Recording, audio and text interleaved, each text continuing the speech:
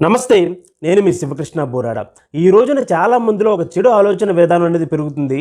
ఎన్ని ఉన్నప్పటికీ కూడాను వాటన్నింటి గురించి పక్కన పెట్టేసి ఏదో లేదని చెప్పి ఏడుస్తూ ఉండడం ఎంత మాత్రం మంచిది కాదు. ఒక క్షణం ఆలోచిద్దాం, మన దగ్గర ఏదైనా లేకపోతే దాన్ని సంపాదించుకోవాలనుకోవడం తప్పు కాదు. పెద్దలు ఒక చిన్న కథ చెప్తారు. ఒక రాజు మంత్రి రాజ్యంలో పర్యటన చేస్తున్నప్పుడు ఇద్దరు భార్యాభర్తలు తమ పిల్లలతో కలిసి చాలా సంతోషంగా గడుపుతుంటారు. ఈ సంఘటన చూసిన రాజుగారు ఆశ్చర్యపడి, వీళ్ళ దగ్గర ఏమీ లేదు, ఒక చిన్న ఇల్లు మాత్రం ఉంది కదా, ఇంత సంతోషంగా ఎలా ఉన్నారని చెప్పేసి రాజుగారు మంత్రి గారిని ప్రశ్నిస్తారు. అప్పుడు ఆయన మాట చెప్తాడు, వీళ్ళ దగ్గర ఇంతవరకు కూడా నా దగ్గర ఇది లేదు అనేటువంటి భావన లేదు. ఆ భావన ఎప్పుడైతే మొదలవుతుందో ఖచ్చితంగా వారి ఆలోచనలో మార్పు వస్తుందని చెప్పేసి ఒక సంచిలో 99 గోల్డ్ కాయిన్స్ తీసుకుని వచ్చి వాళ్ళ ఇంటి పెరట్లో పడేస్తారు. ఉదయం లేచిన వెంటనే ఈ యొక్క ఇలాని ఈ యొక్క సంచిని ఓపెన్ చేసి చూస్తే 99 గోల్డ్ కాయిన్స్ ఉంటాయి.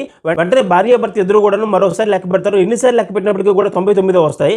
వెంటనే వాళ్ళ మనసులో ఈ యొక్క 99 గోల్డ్ కాయిన్స్ ఈరోజు మాకు లభించాయని చెప్పినటువంటి ఆనందం పోతుంది. ఇంకొక గోల్డ్ కాయిన్ ఉంటే 100 కాయిన్స్ ఉంటాయి కదా అని చెప్పేసి ఆలోచన మొదలవుతుంది అనమాట.